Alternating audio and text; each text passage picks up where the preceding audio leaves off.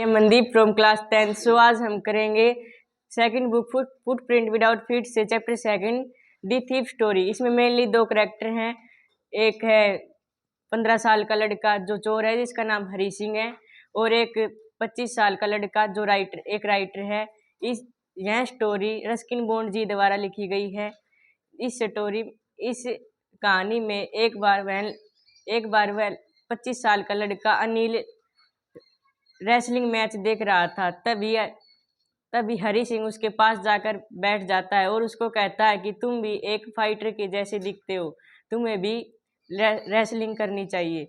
तो अनिल उसको कहता है कि तुम भी एक फाइटर के जैसे दिखते हो। तो हरी सिंह सोचता है कि ये तो मजाक कर रहा है।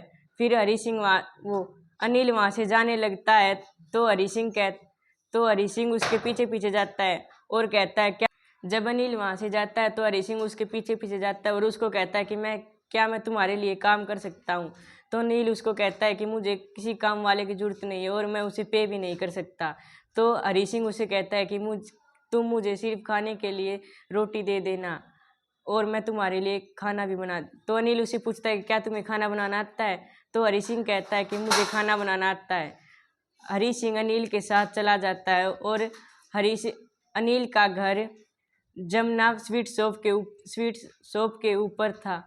अनिल हरी सिंह को बालकनी में ले जाकर कहता है कि तुम्हें यहीं रहना है, और हरी सिंह जाकर सो जाता है और अनिल भी सो जाता है और अनिल हरी सिंह को कहता है कि मैं तुम्हें पढ़ना लिखना सिखा दूंगा।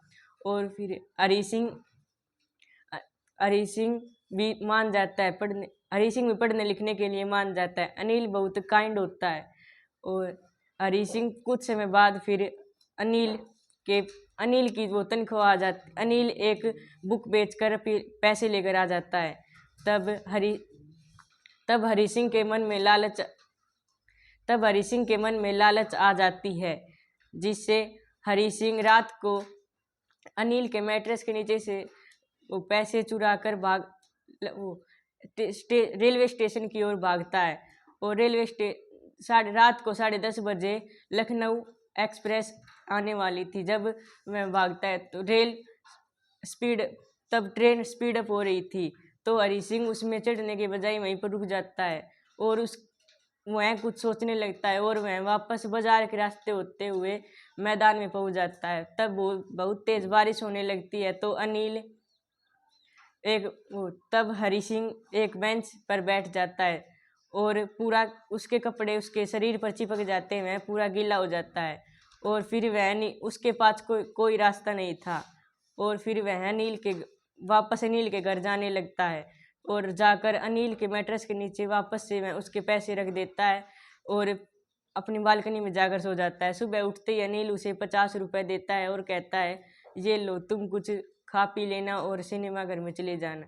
और फिर उसके बाद हरी सिंह को वह पैसे गीले गीले रखते हैं और उसे लगता है कि अनिल को पता चल गया है कि मैंने रात को चोरी की थी।